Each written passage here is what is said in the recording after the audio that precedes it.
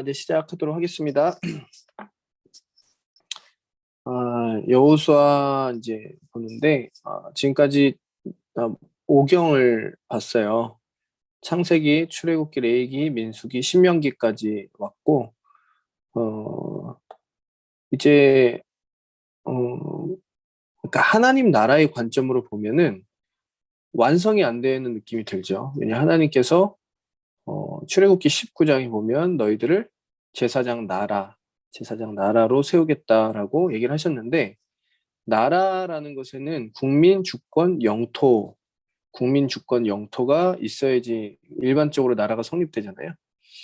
근데 국민은 하나님께서 창세기에 보면은 마지막 부분에 이스라엘 백성들을 이집트로 데리고 들어가셔가지고 거기서 400년 동안 있으면서 인구를 엄청나게 늘리셨죠.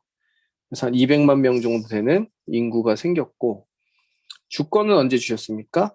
주권이라는 거는 그 나라의 헌법이 있고, 그 나라에 대한 어떤 법적인 질서도 있고, 그런 거잖아요. 그게 어디입니까? 레위기 말씀을 보면 하나님께서 이스라엘 백성들이 따르고 살아야 될 법과 이런 것들을 주세요. 그리고 나서 하나님께서 민수기를 통해서 광야에서 훈련을 시키시는 장면. 40년 동안 열심히 훈련을 시켜가지고 이제 약속의 땅으로 들어갈 훈련을 시키시는 거죠. 약속의 땅으로 들어가려면 왜 훈련이 필요하냐라고 하면 그 땅은 믿음으로 들어갈 수 있는 땅이기 때문에 그렇습니다.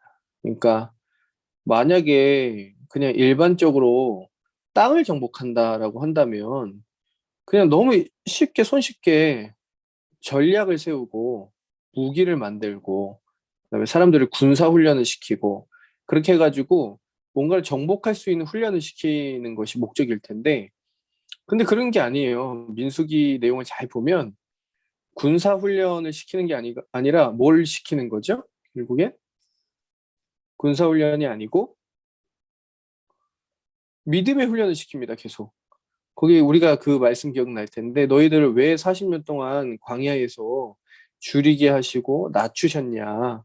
그것은 하나님께서 너희들을 지키고 돌보고 계시고, 너희가 떡으로만 사는 게 아니라 뭐라고요? 하나님 말씀을 의지해서 사는 법들을 알려주기 위함이다. 되게 재밌는 게 민수기에서 군인으로서, 그때 기억나는지 모르겠는데 민수기에서 군대란 말이 엄청 많이 등장한다 그랬죠. 그 인원을 계수할 때 군인으로 뽑아놓고 뭐 군사 훈련을 안 시키고 하나님께서 하는 훈련이라는 게 믿음의 훈련, 하나님 신뢰하는 훈련, 목마르고 죽을 것 같을 때 그럼에도 불구하고 불평하거나 낭망하거나 절망하지 않고 하나님을 신뢰하는 훈련 같은 걸 계속 시키는 거예요. 그래서 40년 동안 훈련을 받은 다음에 우리가 지난해 봤던 것처럼 신명기, 바로 모압 평지에서 모세가 마지막 고별 설교를 합니다. 40년 동안 너네가 여기까지 왔는데 그거 다 하나님의 은혜야. 너네가 뭘 잘해서 그런 게 아니고 하나님께서 얼마나 오랫동안 너네들을 참아주셨냐. 너네 맨날 잘못하고 막 불평하고 하나님 없다 그러고 이집트로 돌아가겠다 그러고 맨날 그랬지만 하나님은 그 언약에 신실하셔가지고 너네 끝까지 붙잡아 주셨지 하면서 설교하는 겁니다. 이제 너네 가나안 땅에 들어가게 될 텐데 거기서도 이제 거기는 우상과 여러 가지 문화가 섞여 있는 가나안 문화를 접하게 될 텐데 거기에 동화되지 말고 하나님만 섬기며 살아라. 쉐마 이스라엘 하면서 하나님을 섬겨라 라고 하면서 모세가 죽고 이제 여호수아가 시작되는 겁니다. 그러니까 아까 얘기했던 것처럼 하나님의 그 나라라는 개념에서 볼 때 땅이 없어요. 땅이 지금 국민과 주권은 있는데 땅을 얻지 못했죠. 그래서 이제 여호수아는 그 땅을 얻는 과정이라고 볼 수가 있죠. 그래서 하나님 나라가 완성이 되는 거는 어디냐면 바로 이 여호수아에 와서야 이 완성이 된다라는 것, 이제 그것을 알 수가 있는 거죠. 여호수아가 이제 시작이 되는데 여호수아는 너무나 되게 단순해요. 그러니까 1장부터 12장까지는 땅을 점령하는 겁니다. 가나안 땅을 점령. 13장부터 24장까지는 뭘까요? 점령한 땅을 그 기업을 분배하는 내용이에요. 그냥 뭐 너무 단순하죠. 그래서 이 두 가지 내용으로 나눠져 있는 게 여호수아고, 이거 봅시다. 컨텐츠 내용을 좀 보면은,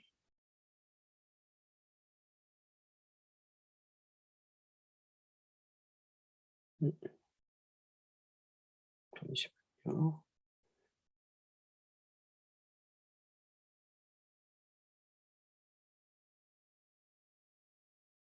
네. 자, 봅시다. 어, 지도를 보면 알겠지만, 어, 여기 보면은 이스라엘이 정복한 지역 이렇게 돼 있어요. 자, 모압이라는 데를 한번 지도에서 찾아보세요. 모압. 자, 신명기의 배경입니다. 신명기에서 이 모세가 마지막으로 설교를 했던 게 그 모압 땅이에요. 그러니까 지금 전체 지도로 봤을 때 동남쪽에 있습니다. 모압이라고.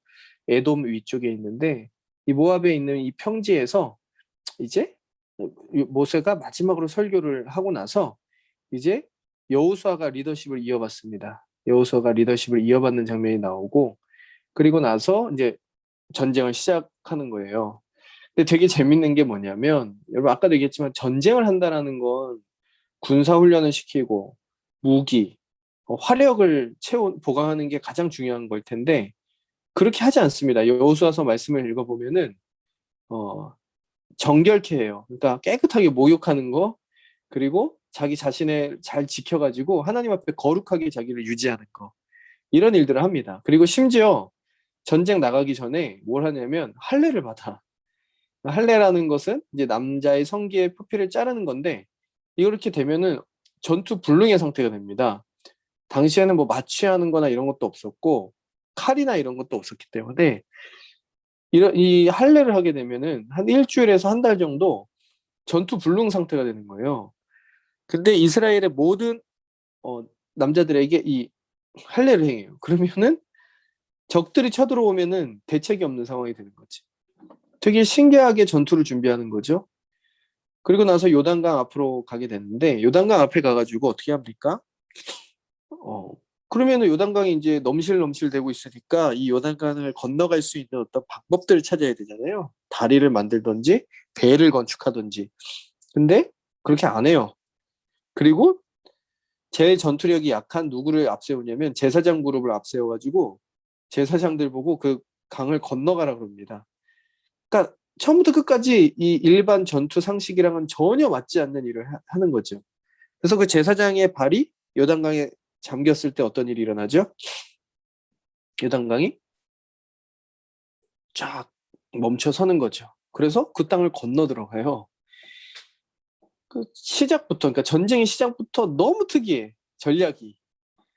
그리고 나서 맞이하는 첫 번째 성이 여러분들 잘 아는 여리고성이죠. 이 여리고성 기억납니까? 어떻게 무너뜨리죠? 여리고성이 또 무너뜨리는 게 말이 안 되는 게 성 주위를 돌아요. 돌아. 이게 전투가 아니잖아요. 그리고 마지막 날은 7번 돕니다. 말을 못하게 합니다. 말을 못하게 해요. 그러면서 마지막 날 한꺼번에 소리를 확 치면서 이제 무너지죠. 그러니까 무너질 수 없는 성읍이에요. 여리고 성읍이 고고학적으로. 근데 무너지죠. 그러니까 하나님의 전투 방식이라는 것은 이처럼 굉장히 특이해요. 그러니까 하나님께서 이렇게 일하시는 이유가 뭘까? 그러니까 우리의 상식과 우리의 이성, 우리의 어떤 경험을 뛰어넘어서 일하시는 이유가 뭘까요? 그거는 이 전투가 우리의 힘에 달려 있는 것이 아니라 하나님께 달려 있다는 거예요. 이 전쟁이 하나님께 달려 있다라는 것을 보여주시기 위해서 그런 방식을 계속 사용하는 거죠. 그래서 여호수아의 전투는 처음부터 끝까지 하나님께서 이끌어가고 계시고 그리고 그 순종을 통해서 성취된다라는 것을 보여주는 전쟁입니다. 그래서 이스라엘 정복한 지역 쭉 보면은 이렇게 약간 시커멓게 칠해진 곳이 가운데 쪽이죠. 이 부분이 정복을 한 거예요. 이 전쟁을 하는데 몇 년 걸렸냐면 한 5년에서 7년 정도 전쟁을 한 겁니다. 그래서 여기 안에 있는 중요한 도시들을 다 정복을 했어요. 여기 안에 있는 도시들. 문제는 어디가 남았죠? 아직 정복되지 않은 지역들이 이렇게 많이 남아 있습니다. 지도에 보면. 이제 여기는 이제 이스라엘 민족들이 땅을 분배를 받아서 정복을 해야 돼요, 알아서. 여기 보면은 이제 땅을 이렇게 분배를 받습니다. 자, 이게 첫 번째 지도와, 자, 보세요. 요 지도와 요 지도를 비교해 보면 분배받은 땅, 분배받은 땅과 이미 정복한 땅이 다르다는 걸 알 수 있어요. 그러니까 즉, 분배받은 이 지파의 사람들이 정복해야 될 땅들이 여전히 남아 있다는 것을 의미하는 거죠. 여기서부터는 이제 어, 각자 각 지파별로 이제 이 땅을 정복해 들어가야 돼요. 이 내용이 어디 나타났냐면 사사기에 등장합니다. 사사기 1장, 2장에 보면 이 내용이 등장하게 됩니다. 그러니까 여러분 여기 보면은 이제 12장부터 쭉 땅이 분배가 돼요. 제비뽑기로 분배가 되죠. 분배가 되는데 여러분들 이게 읽다가 졸 수도 있어요. 뭐 어디 지파는 어디를 분배받고 어디서부터 어디까지 이르고 막 이래요. 왜 재미가 없냐? 여러분 뭐 당연히 재미없겠죠. 그 땅이 우리 땅이 없잖아요. 거기에 어진이가 뭐 부동산 뭐 투자를 좀 한 땅이 뭐 있으면 막 설레겠죠. 내 땅이 저기 있구나 하는 설렘이 있을 텐데 뭐 실제로 어딘지도 모르고 몇천 년 전 얘기고 우리가 분배받은 것도 아니어서 설레는 게 없어요. 하지만 되게 중요한 거는요. 왜 하나님께서 그 땅을 주시는 장면을 그렇게 오랫동안 기록했느냐. 그것은 바로 하나님 나라의 완성이라는 거지. 그게 하나님 나라가 완성이 된다는 거죠. 쭉 보면은 이렇게 돼서 이게 옆에 보면 여리고, 아이, 베델, 뭐 아모리 동맹국, 막게다, 림나, 라기스, 게셀, 에그론, 헤브론, 드빌, 북쪽의 동맹군, 하솔, 북박의 섬, 이런 이제 전투가 쭉 있습니다. 여기에서 다 승리를 거두게 되는 거죠. 그래서 이제 전체적인 내용은 이렇게 진행이 돼요. 1장부터 5장까지는 가나안 땅의 입성입니다. 입성. 그래서 요단강을 건너라 이렇게 된 거죠. 이제 요단강 아까 건너는 얘기 했죠. 정말 하나님께서 놀라운 이야기들을 보여주셔서 입성하게 되죠. 그 가나안 땅에 이제 입성하게 되는데 거기에 이제 들어가면 이제 그 정탐꾼을 보냈을 때 라합이라는 사람을 만나게 됩니다. 라합. 그러니까 여호수아 말씀 여기 보면은 2장 9절에서 11절을 보니까 이제 정탐꾼을 보냈을 때 또 그들이 눕기 전에 라합이 지붕에 올라가서 그들에게 이르되 말하되 여호와께서 이 땅을 너희에게 주신 줄을 내가 아노라. 우리가 너희를 심히 두려워하고 이 땅 주민들이 다 너희 앞에서 간담이 녹나니 이는 너희가 애굽에서 나올 때 여호와께서 너희 앞에서 홍해 물을 마르게 하신 일과 내가 너희가 요단 저쪽에 있는 아모리 사람의 두 왕과 시온과 오기게 행한 일 곧 그들을 전멸시킨 일을 우리가 들었음이니라. 우리가 듣자 곧 마음이 녹았고 너희로 말미암아 사람이 정신을 잃었나니 너희의 하나님 여호와는 위로는 하늘에서도 아래로는 땅에서도 하나님이시니라. 이렇게 라합이 이제 신앙 고백을 하는 장면입니다. 그러니까 하나님에 대한 지식을 가지고 있었어요, 라합이. 그래서 이게 되게 재밌는 게 뭐냐면 라합의 사실 직업은 창녀였습니다. 창녀. 성경에 기생 이렇게 나오는데 정확한 성경의 그 원어적으로 보면은요, 뭐 기생이란 말도 맞지만은 그 자기의 몸을 팔아서 생계를 유지하는 그런 사람이었어요. 근데 가장 어떻게 보면 사회적으로 밑바닥에 있는 사람이라고 볼 수 있는데 이 사람이 구원을 받죠. 이 사람의 가족만 구원을 받게 됩니다. 이 여리고성에서. 근데 여기서 이게 뭘 볼 수가 있냐면 하나님께서 믿음으로 회개하고 돌이키려고 하는 사람들은요, 이 전쟁 통해서도요, 구원하시기를 원하셨다는 거예요. 그러니까 여리고 사람들도요, 회개하고 돌아섰으면 구원을 하셨을 거라는 거지. 근데 7일 동안 그 성을 뺑뺑 돌았잖아요. 사실 그때 문을 열고 회개하고 돌이켰다면 어떤 일이 일어났을지 나는 모르겠어요. 근데 끝까지 완악하게 회개하지 않죠. 근데 여기서 이제 전쟁 얘기가 나오니까 불편한 마음이 하나 들자. 아니, 아무리 이스라엘 백성들에게 땅을 주시고 그 땅을 주시겠다고 약속을 하셨지만 그 땅 그곳에 있는 사람들을 다 죽이고 진멸하는 것은 너무 잔인한 일이 아니냐. 이런 이제 질문이 생길 수가 있지 않습니까? 여러분들도 그렇지 않아요? 안 그렇다면 설명하지 않고 그냥 넘어가는 걸로. 네, 근데 그런 의미 들 것 같아요. 아니, 여기는 막 어린아이들도 심지어 죽기도 하고, 그렇습니다. 근데 성경적으로 드러나 있는 첫 번째 이유는 그 땅의 죄악이 완전히 관영했다라는 표현이 나타납니다. 제가 그 말씀을, 어, 아이고, 여기 거네? 이거 한번 이거 보면은, 요게 이제 23장 9절이에요. 여기 뭔 내용이냐면 여호수아 23장 9절인데 지금 너희가 한 정복 전쟁의 의미가 뭐냐 그 의미를 드러내고 있는 구절입니다.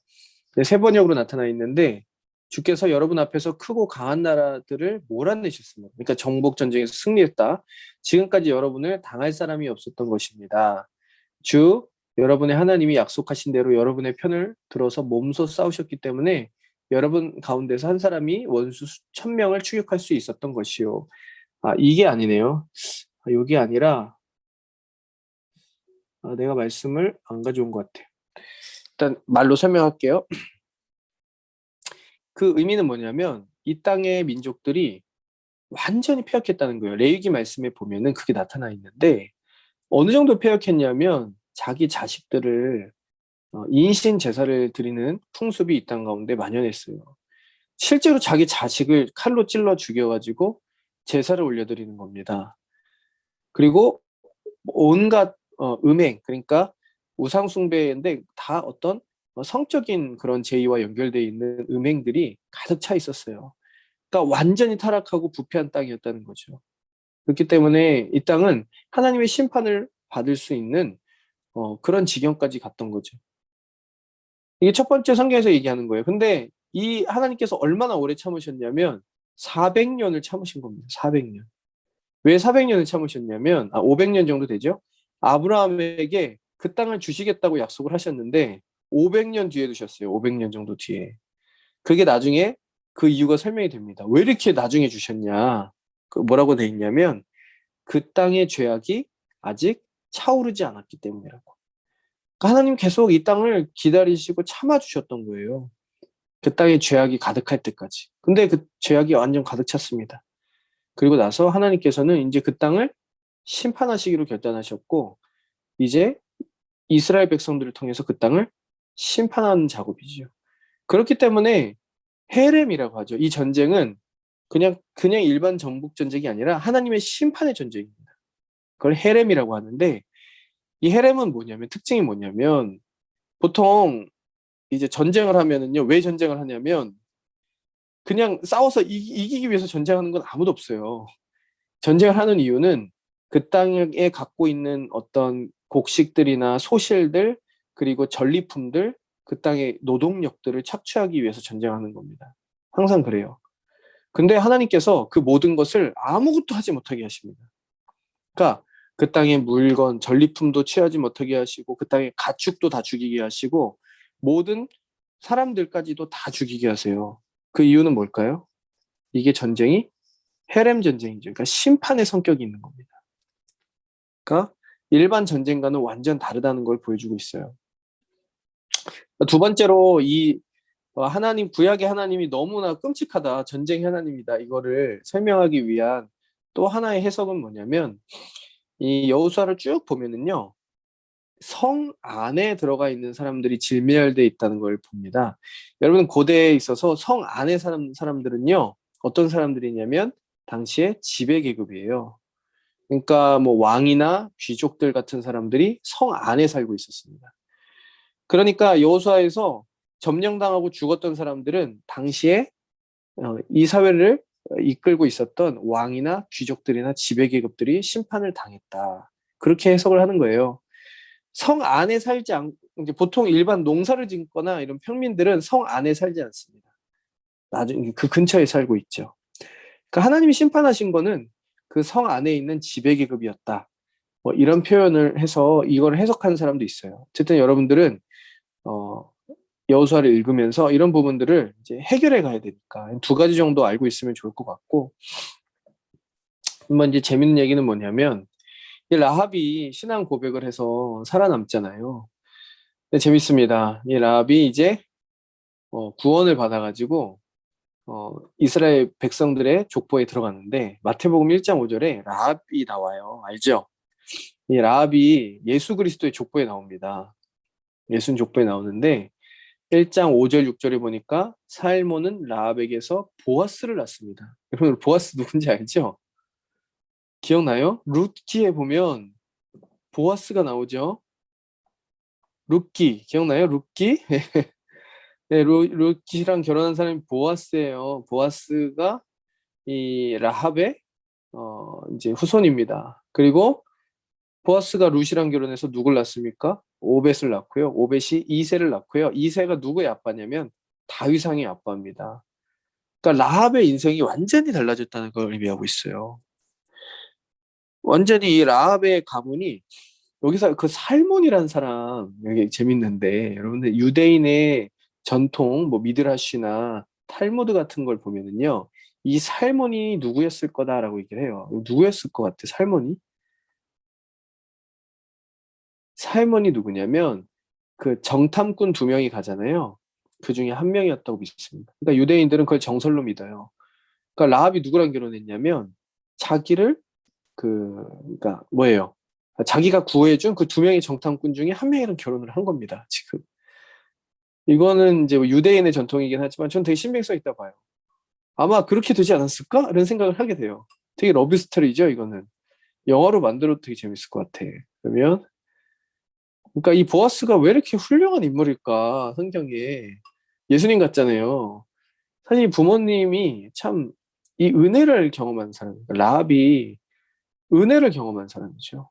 죽을 뻔했던 그 현장에서 구출을 받고 하나님 은혜를 아는 사람이니까 자녀들을 잘 양육한 것 같아요.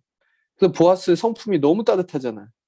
막 먹이고 막 가난하고 약한 사람들을 돕고 그러니까 그런 가문에서 이제 어, 왜 웃지? 네, 그래서 저도 보아스 같은 사람이 돼야 되는데 여전히 죄인이라 정말 끔찍합니다. 저는. 어쨌든 예, 이런 스토리가 있다는 거예요. 그래서 여호수아는 이런 내용들이 들어있고 자 그다음에 또 앞으로 가서 네 1장 1절부터 5장 12절까지의 내용이죠. 요 내용을 지금 간단히 정리를 한 겁니다. 그래서 여호수아라는 이름은요 하나님께서 구원하신다라는 뜻을 갖고 있어요. 하나님께서 구원하신다. 이 여호수아라는 이름이 구약의 선지자 이름이랑 똑같습니다. 호세아, 여호수아 같은 이름이에요. 이거를 신약 시대에 와서 그러니까 헬라어로 이제 고쳐지면은요 예수가 됩니다. 예수. 그래서 그 이름이 뜻이 같아요. 하나님께서 구원하신다. 구원 이런 뜻이 바로 그 의미를 갖고 있다는 거죠. 그래서 여러분이 이제 사실 여호수아 설명하려면 끝도 없어요. 여호수아 이름 하나만 가지고도 1시간 얘기할 게 있는데 근데 여호수아 얘기 잠깐 하면 이 여호수아가 예수 그리스도의 예표입니다. 왜냐하면 이스라엘 백성들을 이끌어 가잖아요. 이스라엘 백성들을 약속의 땅으로 이끌어가는 성취를 하는 사람이기 때문에 예수 그리스도의 예표라고 할 수 있어요. 여호와께서 구원하신다라는 그 이름의 뜻도 같습니다. 그래서 이 여호수아가 물론 예수님은 아닙니다. 여호수아 예표라는 거죠. 근데 이 여호수아가 어떻게 준비되느냐 진짜 재밌습니다. 여러분들 한 인물이 어떻게 준비가 되느냐 40년 동안 사실 여호수아의 정체성은 모세의 수종자라는 뜻이 있습니다. 수종자. 여러분 수종자가 뭐 하는 거냐면 몸종이에요. 몸종.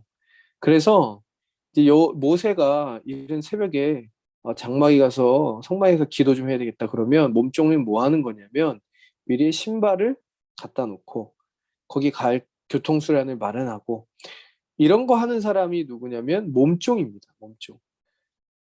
그리고 나서요, 이제 성경을 자세히 들여다보면 모세가 이제 그 회막 안에 들어가서 막 기도를 막 하죠. 그러니까 막 씨름해서 몇 시간이, 심지어 막 40일 있다 내려오고 그래요, 산에서. 근데 거기를 지키고 있어요. 그 문 앞에서, 출입구 앞에서 지키고 있고요. 그런 사람입니다. 근데 제가 이제 가만히 생각해요. 왜 여호수아가 이 믿음이 이렇게 탄탄할까? 신앙이 이렇게 견고할까? 이유가 뭘까요? 모세가 40년 동안 하나님과 교제하는 걸 계속 본 거예요. 그러니까 모세가 뭐 하는 사람입니까? 기도하는 사람이죠. 모세는 하나님과 교제를 엄청 끔찍해도 사랑했던 사람이었어요. 그래서 회막에 가서 막 며칠씩 기도하는데 그 앞에 서서 기다립니다. 여호수아가. 그러면서 그 기도의 이 회막이 크지 않아요. 그 기도의 소리를 들었을 수도 있고 하나님과 진지하게 교제하면서 모세가 나오면 얼굴빛이 어떻습니까? 화나잖아요. 어쩔 땐 막 쳐다보지 못할 정도로 화나잖아요.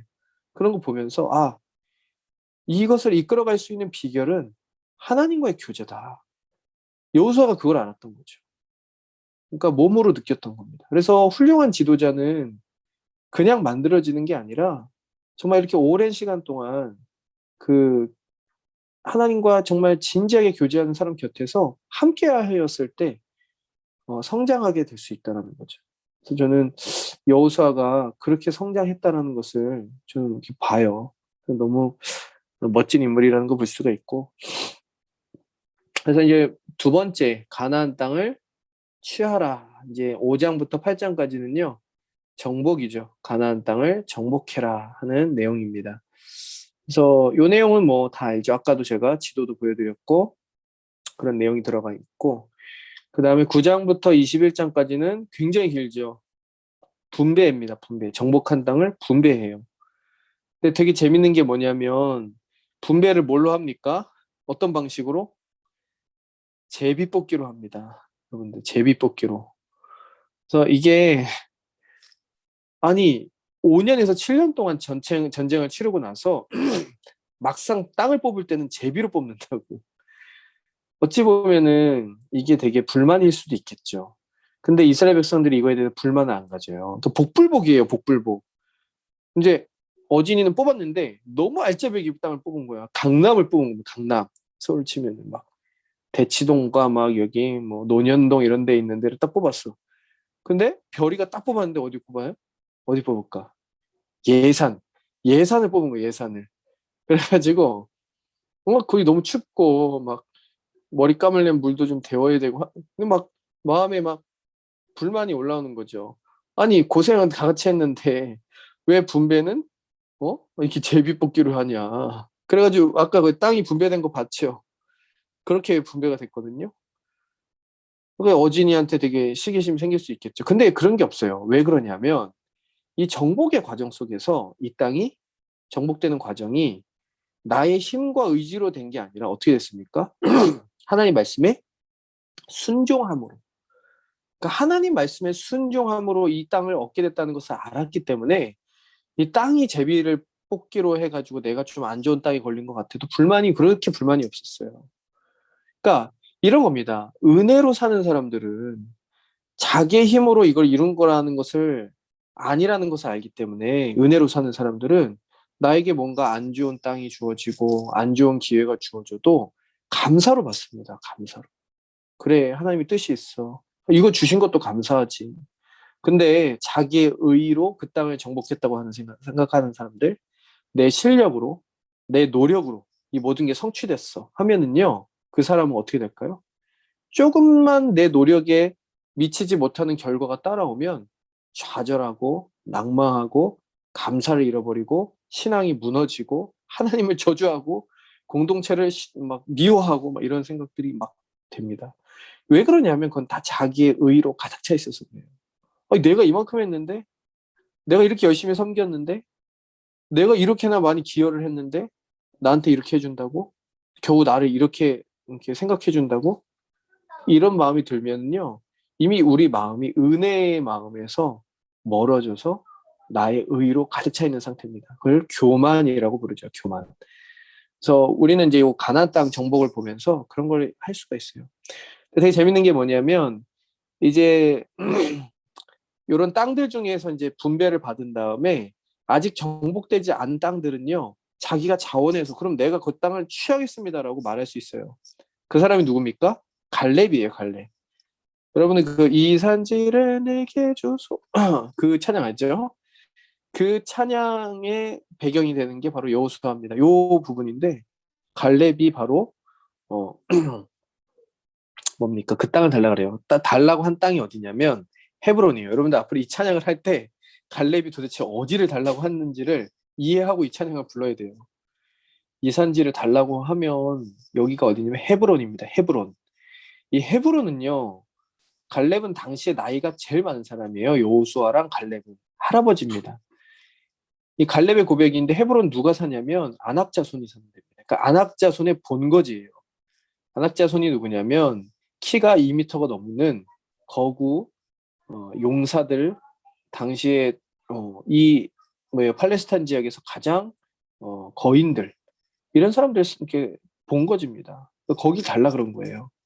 그래서 취해서 그 땅을 얻습니다. 갈렙이 헤브론을 차지해요. 근데 이 헤브론이란 땅은요 예루살렘과 더불어서 그 지역에서 제일 중요한 곳을 한 도시 세 개를 꼽으라 그러면은요 뭐 예루살렘, 헤브론, 뭐 베델 이런 데예요. 그러니까 그런 아주 중요한 땅을 얻게 된 거예요. 그 믿음으로 취한 거죠. 그런 내용들이 담겨져 있는 거죠. 그래서 한 두 가지만 얘기가 마칠게요.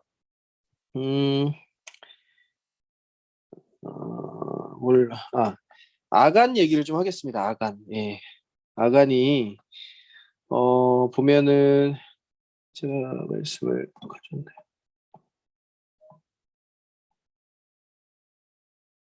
잠시만요. 말씀을 아까 내가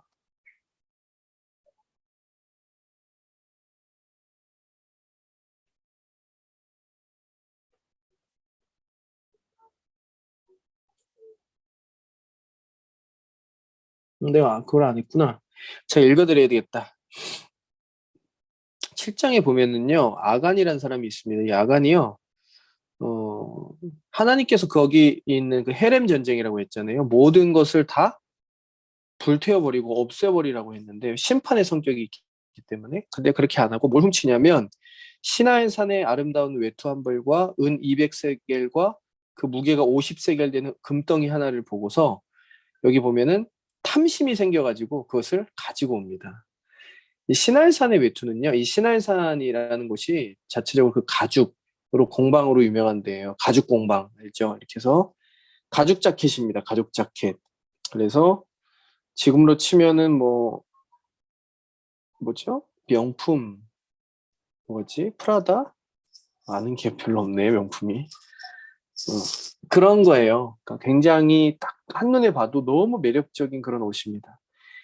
당연히 이스라엘 백성들이 눈이 돌아갈 수밖에 없는 이유가 광야에서 40년 살았고 맨날 옷을 몇 벌이 안 됐을 겁니다. 성경에 보면 그 옷이 해지지 아니하였고 이렇게 얘기돼 있어요. 읽어봐. 그 부분 읽은 거 기억나요? 너희들 광야에서 옷이 해지지 않았고 먹을 것이 끊이지 않았다. 이런 옷이 해지지 않는 건 좋지만 계속 40년 동안 같은 옷을 입는다는 거는 그건 또 굉장히 고통스러운 일이에요. 옷이 안 해졌어. 그 옷을 계속 입고 살아. 감사하지만 지겨울 수도 있는 일이죠. 근데 이제 신화에서 외투를 봅시다. 이제 벌써 가나안 문화를 접하는 거예요. 그러니까 최신 그 패션과 유행과 인간의 모든 미적 감각과 모든 이런 쾌락과 이런 아름다움이 가득 집약돼 있는 패션 아이템을 본 겁니다. 눈이 돌아가죠. 근데 그런 걸 뭐 입지 말라는 건 아닌데 일단 하나님의 말씀을 정면으로 거역했어요. 그리고 반짝거리는 것을 봤는데 뭡니까? 금덩이를 본 거죠. 이게 뭐냐? 이게 있으면 이 광야가 아니라 나 혼자서도 아주 잘 먹고 잘 살 수 있을 것 같은 그런 탐욕이 딱 든 거죠. 그 공동체 정신이 완전히 파괴된 겁니다. 그러고 나서 그거를 가지고 왔어요. 나중에 전쟁이 그치면 아마 그거를 입고 다니려고 했던 것 같아요. 그래서 딱 숨겨놓죠, 장막 가운데. 근데 하나님은 아시죠? 아무도 몰랐습니다. 그 가족만 알았어요. 가족만 알고 있어요. 그 장막 가운데 숨겼기 때문에 가족들만 딱 알고 있었습니다. 그러니까 하나님은 알고 계셨기 때문에 아간을 심판하시죠. 여러분들 이제 잘 보십시오.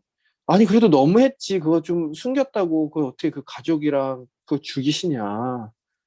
근데 보세요. 이 공동체가 이미 이 한 가족의 탐욕으로 말미암아 분리되기 시작한 겁니다.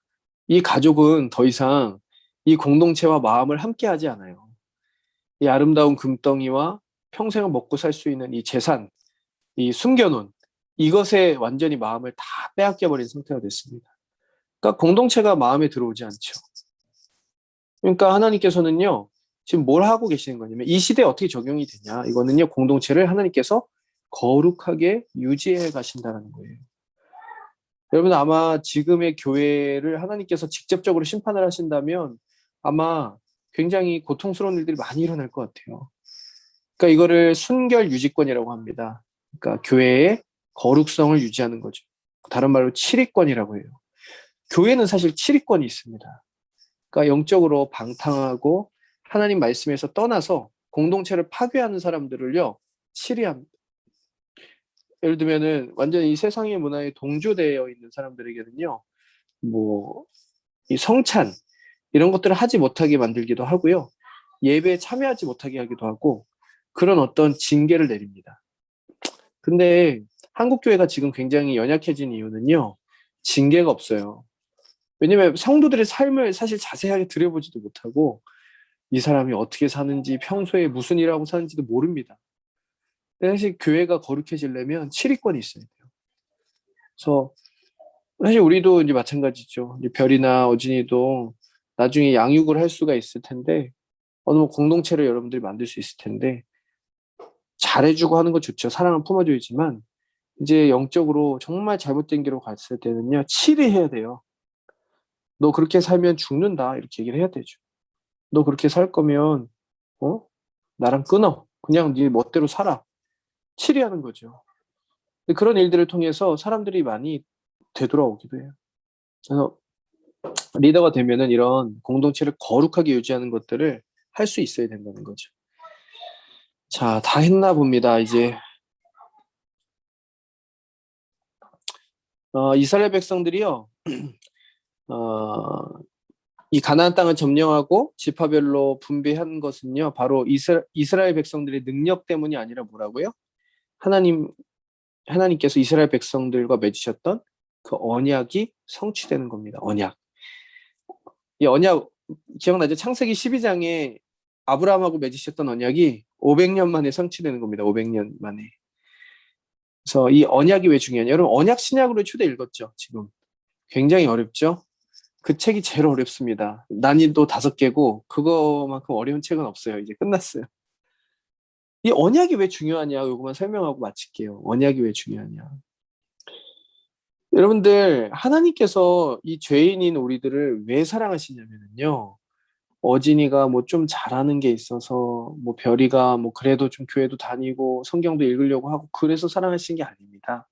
우리는 본질적으로 죄인이에요.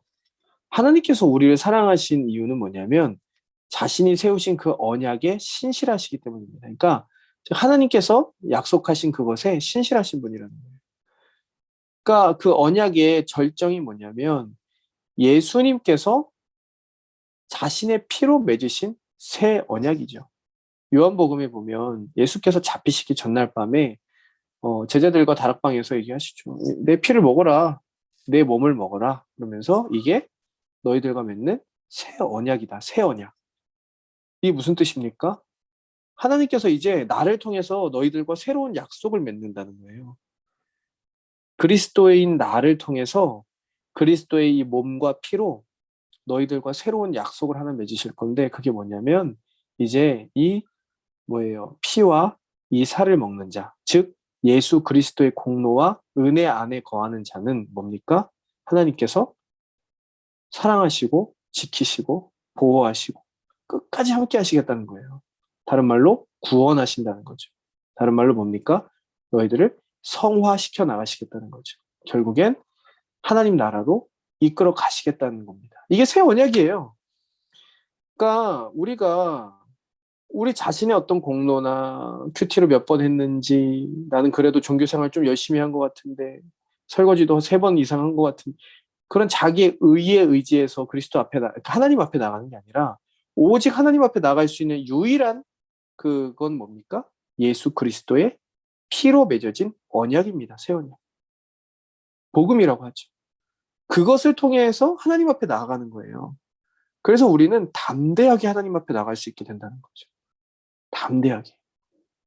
그러니까 이게 얼마나 큰 은혜입니까? 그러니까 하나님께서는 그 약속하신 것을 반드시 성취하신다는 거죠. 그러니까 그게 우리 삶에 주어진 가장 큰 은혜라는 거. 네. 자, 다 한 것 같아요. 혹시 여호수아 하면서 궁금한 거 있습니까? 아, 하나 남았네. 좀 많네요.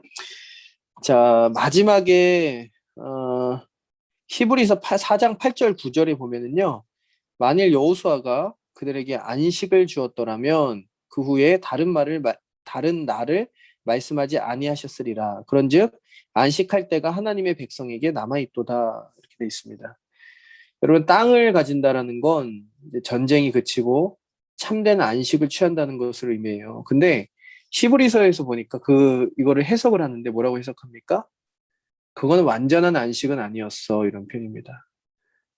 그 여호수아가 땅을 정복한 안식은 완전한 안식은 아니었어. 당연히 완전한 안식은 뭘까요? 예수 그리스도를 통해서 우리는 완전한 안식을 누리게 될 거다. 이제 그 얘기를 하는 거죠. 히브리서 4장 말씀이 그겁니다. 예수 그리스도를 통해서 주시는 완전한 안식이다. 그러니까 바로 여호수아는 예수님의 예표죠. 그러니까 그림자. 잠깐 보여주는 거죠. 예수께서 이 땅에 오셔서 우리에게 행하실 그 일을 잠깐 보여준 거예요. 하지만 그거는 완전한 것은 아니었어. 히브리서에서 설명해 주는 겁니다. 완전한 안식은 예수 그리스도시다. 이제 여기까지 하면 여호수아의 신약적 의미까지 어느 정도 정리가 된 것 같아요. 혹시 질문 있습니까? 이렇게 많이 했지? 질문 있어요?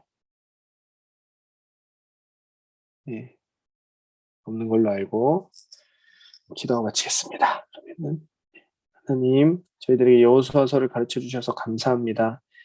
하나님 말씀을 주님께서 우리에게 쓰신 연애 편지처럼 읽고 마음에 새기며 삶으로 실천하고 하나님의 사랑을 마음껏 경험하며 살아갈 수 있도록 인도하여 주옵소서.